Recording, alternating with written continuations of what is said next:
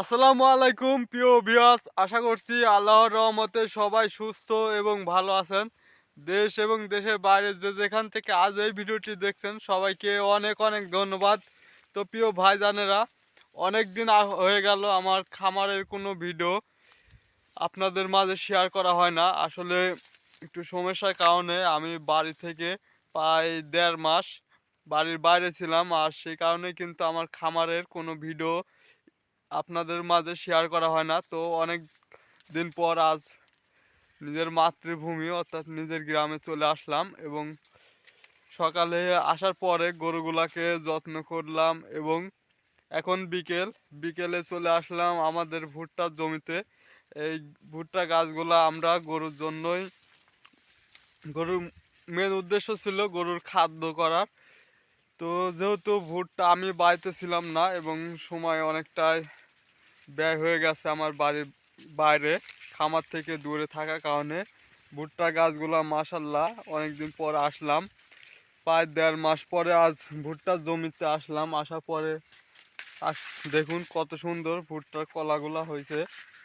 আলহামদুলিল্লাহ, এত সুন্দর হবে এটা আশা করছিলাম না। অনেক সুন্দর হয়েছে, দেখতে পারছেন ভুট্টার কাছে কলাগুলা কিন্তু অনেক সুন্দর হয়েছে এবং আপনাদের দোয়া এবং ভালোবাসায়। তো আরও দেখবো আমাদের যে রসুনের জমি আছে, রসুনের জমিতেও আপনাদের নিয়ে যাব বন্ধুরা। আশেপাশে সবাই রসুন উঠাচ্ছে, তো সেজন্যই বিকেলে আসলাম যে রসুনের ক্ষেত দেখবো এবং যদি তোলার মতো হয় তাহলে কিছু রসুন উঠাবো। এ কারণে চলে আসলাম আমাদের। এই দেখুন বন্ধুরা, মাশাল্লাহ একটি গাছে ৩টি ভুট্টার কলা।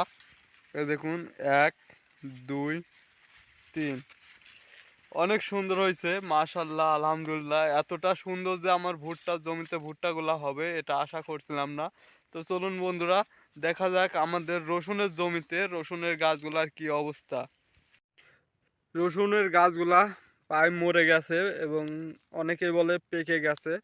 দেখা যাচ্ছে রসুনের গাছগুলা অনেকটাই পেকে গেছে এবং তোলার ঠিক উপযুক্ত সময় হয়ে গেছে। তো বিসমিল্লাহ, প্রথম রসুন উঠাবো। অনেক সুন্দর হয়েছে আসলে, যেহেতু আমি বাড়িতে ছিলাম না তারপর কিন্তু আমার রসুনগুলা অনেক সুন্দর হয়েছে। দেখুন বন্ধুরা, অনেকে হয়তো বলবেন যে রসুন আমি ভালো ভালোগুলা দেখে তুলতেছি, আসলে আপনাদের সরাসরি দেখাচ্ছি। দেখুন